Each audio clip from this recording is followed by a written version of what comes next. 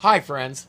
I know you all love Hazel as much as I do, so I like to keep you in the loop about her health. She had her semi annual checkup this past week. Overall, the news is still good except for her kidneys. The numbers have been teetering on the edge for a couple of years, but still staying just within normal ranges. Not this time.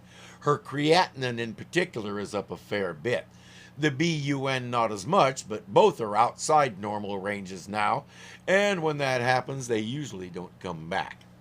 She's not in any mortal danger at the moment, but it's kind of a portent. Under the right circumstances, a cat like her can live at least 2 more years or beyond with it. Every cat's different, so there's no way to tell. In fact, we've had 2 other cats with this same issue, so it's not exactly blindsiding me. What can we do? Well, cat food makers do make special food tailored for kidney issues. As for her and those other 2 cats I mentioned, won't touch it. Apparently, it's so bland it's actually rare for a cat to want to eat it. I feel like that defeats the purpose, and I don't know of anything anybody is doing to try and remedy it. The best news is kidney disease isn't painful. It's like one of those computer programs that works in the background wiping everything off your hard drive while you're on Google researching what snail slime trails are made of or whatever. According to my wife, the nurse, some days she'll just be more sleepy than normal, and eventually she'll go to sleep and not wake up. Again, there's no way to guess how far down the road that might happen, and honestly, I'm not sure how I'd go about telling if she's sleepier than normal. But if I can be brutally honest for a moment, I can't think of a more appropriate way for this sweet, quiet, gentle, loving little girl to exit the world when it's her time. But if the vet is correct, it's way too soon to be talking about that. She told me to add a little water to Hazel's food and keep controlling her eating and her weight, and there's no telling how many more years I get to love on her. And now for the best part. I've talked before about this new arthritis pain medication called Silencia that she's been getting.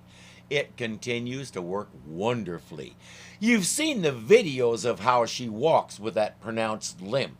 With this stuff on board, she doesn't do that. She walks like a cat that isn't in pain. The best part is, it's a once-a-month injection. That's as often as she needs it. Honestly, if you have a cat with arthritis, ask about this stuff. I've said it before, but I think Jesus invented it because for us at least, it truly is a miracle. How do I thank all of you for caring about this wonderful little girl so much? I'll tell you the honest truth. It gets lonely in this studio sometimes. I get frustrated with myself when I can't find the right words for a review, or I can't get a particular musical line down, and her presence immediately centers me and makes me calm down. Having her here means the loneliness only lasts until she comes back from the food bowl or the litter box, and then she's right here asking me to love her. There are no words to describe how much all that focuses me and keeps me going in the right direction. She's both my co-host and my anchor. So that's the latest update. As most of you know, she was already 12 when I adopted her from the Humane Society.